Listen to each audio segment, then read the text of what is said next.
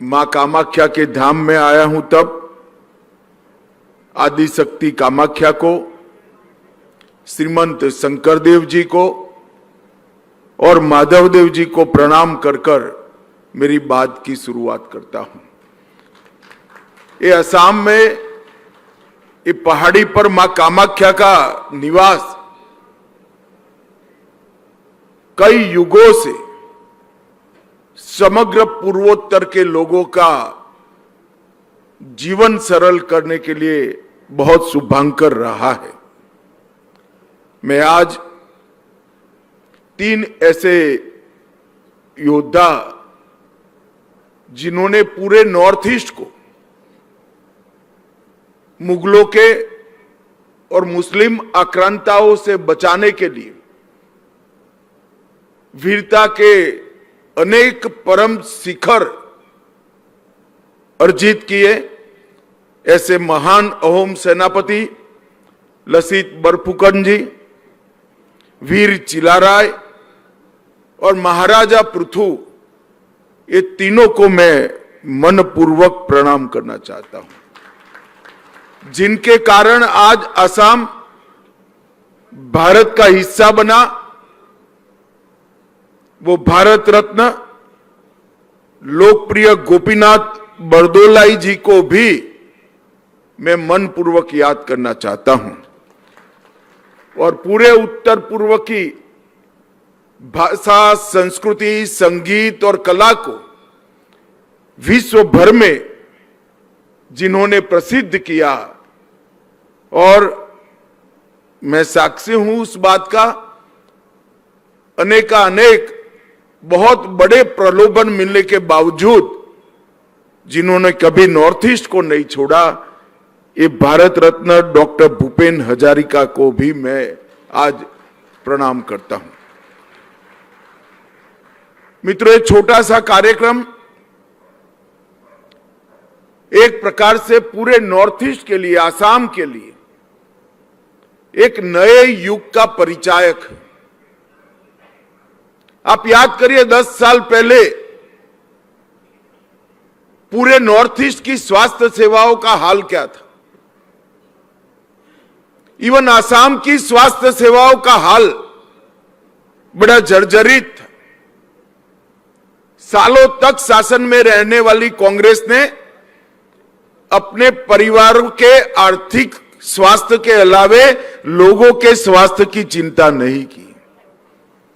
और मैं आज देख रहा हूं हेमंत विश्व शर्मा जी जब से असम के मुख्यमंत्री बने, एक लगन के साथ आज असम की स्वास्थ्य सेवाओं को गुजरात, महाराष्ट्र और कर्नाटक जैसे विकसित राज्यों के समकक्ष बनाने में हेमंत भाई सफल हुए हैं, इसमें दो राय नहीं।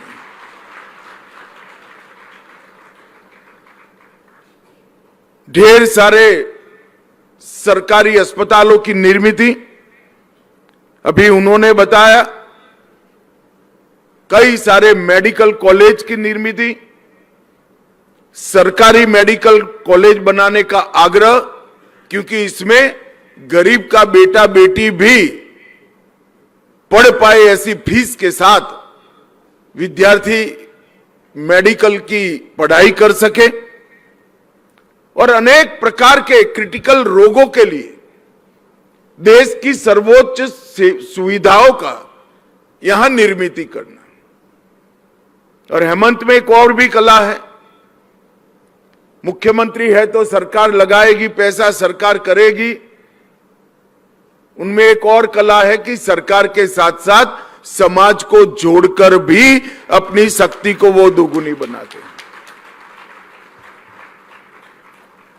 मैंने मेरे दिल्ली के निवास पर स्वर्गीय रतन टाटा जी को कहा था कि एम्स में कैंसर के अस्पताल में इतने सारे ऑपरेशन थिएटर होने के बावजूद भी 6 माह का वेटिंग लिस्ट चलता है, और ये देश के लिए अच्छी स्थिति नहीं है। हमने उनको दिल्ली के एम्स में देश के जिस हिस्से से कैंसर के मरीज आते हैं इसकी सूची थमा दी थी। और मैं आज स्वर्गीय रतन टाटा को बड़े भाव के साथ याद करना चाहता हूं। इन्होंने 13 के 13 स्थानों पर कैंसर इंस्टीट्यूट बनाकर आज भारत भर के कैंसर मरीजों का टाटा ट्रस्ट ने बहुत बड़ा सेवा किया है। और मैं 2019 में आया था, यही नींव डाली गई थी कैंसर इंस्टीट्यूट की। उस वक्त भोजन के वक्त मैं, रतन टाटा जी और हेमंत जी बैठे थे। मैंने कहा सिर्फ असम नहीं, पूरे नॉर्थ ईस्ट में तकलीफें हैं, तो इंस्टीट्यूट के साथ साथ आप 13-14 सेंटर बनाइए जो हर नॉर्थ ईस्ट के राज्य में होंगे, जहां कैंसर का आइडेंटिफिकेशन और पोस्ट ऑपरेटिव सारी इलाज की व्यवस्थाएं करा दीजिए, तो उनको अपने राज्य से ऑपरेशन के बाद यहां नहीं आना पड़ेगा और टेस्ट के लिए भी यहां नहीं आना पड़ेगा। मुझे आनंद है कि आज उसमें से 2 कैंसर सेंटर बनने के बाद 14 में से 12 कैंसर सेंटर बनाने का काम आज पूरा हो गया है।